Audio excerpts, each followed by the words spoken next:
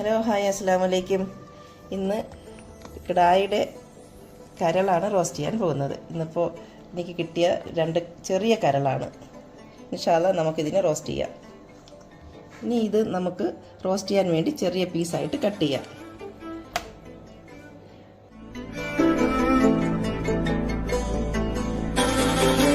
കഴുകി വൃത്തിയാക്കിയ ലിവറിലേക്ക് നമുക്ക് അല്പം മഞ്ഞൾപ്പൊടി, കുരുമുളക് പൊടി, ഗരം മസാല പൊടിച്ചത് 1/2 സ്പൂൺ, 1/4 സ്പൂൺ ഇഞ്ചി, അതുപോലെ തന്നെ 1/4 സ്പൂൺ വെളുത്തുള്ളി, ഉപ്പും കൂടി ചേർത്ത് കുക്കറിൽ നന്നായിട്ട് ഒരു 3-4 വിസിൽ വരെ ഒന്ന് കുക്കറിൽ വെച്ച് വേവിക്കാം. ഇതും കൂടി ഇട്ട് ഒരു 1/2 സ്പൂൺ വെളിച്ചെണ്ണയും കൂടി ഒഴിച്ച് നമുക്ക് കുക്കറിൽ 3-4 വിസിൽ കേൾക്കുന്നത് വരെ വേവിച്ചെടുക്കാം. ലിവർ കുക്കറിൽ വേകുന്ന സമയത്തിന് നമുക്ക് വഴറ്റാനുള്ള ചട്ടി അടുപ്പിൽ വെച്ചിട്ട് വെളിച്ചെണ്ണ ഒഴിക്കാം.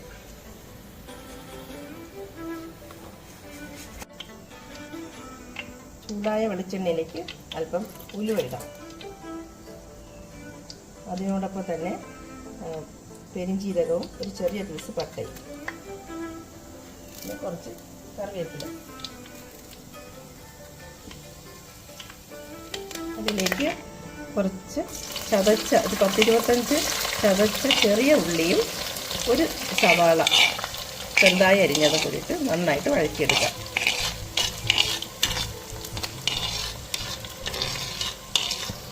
ഒരു 5 പച്ചമുളക് ചതച്ചതും, പിന്നെ ഒരു 1/2 സ്പൂൺ ഇഞ്ചിയും, ഇതിനോടൊപ്പം ഒരു 1/2 സ്പൂൺ വെളുത്തുള്ളി ചതച്ചതും കൂടി ഇട്ട് നന്നായിട്ട് വഴറ്റാം. ഹൈ ഫ്ലെയിമിലിട്ട് വഴറ്റാം.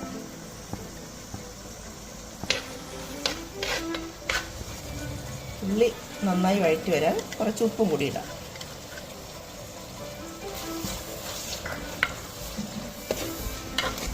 ഒരു 2 മിനിറ്റ് അടച്ച് വെച്ച് വേവിക്കാം. ഇനി ഇപ്പോൾ 2 മിനിറ്റ് കഴിഞ്ഞ് ഉള്ളി നന്നായിട്ട് വഴറ്റി വന്നു. ഇനി നമുക്കതിലേക്ക് 1/2 സ്പൂൺ മഞ്ഞൾപ്പൊടി, 1/2 സ്പൂൺ മല്ലിപ്പൊടി,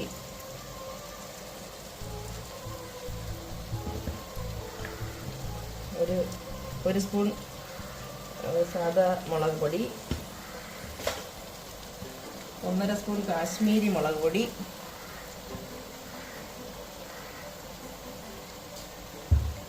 അല്പം ഗരം മസാല പൊടിച്ചത്, കുരുമുളക് 1/2 സ്പൂൺ എല്ലാം ചേർത്ത് നന്നായിട്ട് വഴറ്റിയെടുക്കാം. ഇതിൻ്റെ പച്ചമണം മാറുന്നത് വരെ, ഈ പൊടികളുടെ പച്ചമണം മാറുന്നത് വരെ നന്നായിട്ട് ഉള്ളിയുമായിട്ട് യോജിപ്പിച്ച് വഴറ്റിയെടുക്കാം.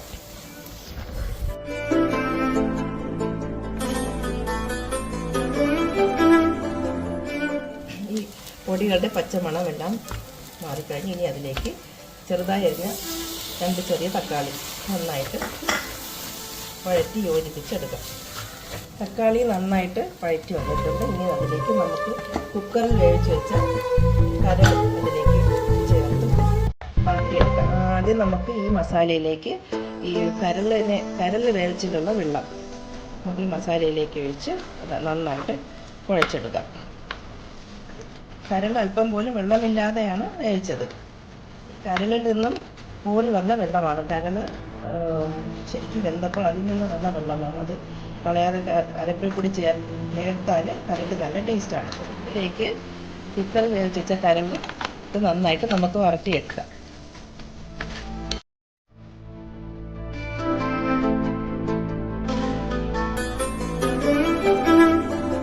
ഇതിലേക്ക് കുറച്ച് കറിവേപ്പിലയും കൂടെ ഇട്ട് ഒരു 5 മിനിറ്റ് മൂടി വെച്ച് വേവിക്കാം. എരിവ് ബാലൻസ് ചെയ്യാനായിട്ട് 1 സ്പൂൺ പഞ്ചസാര,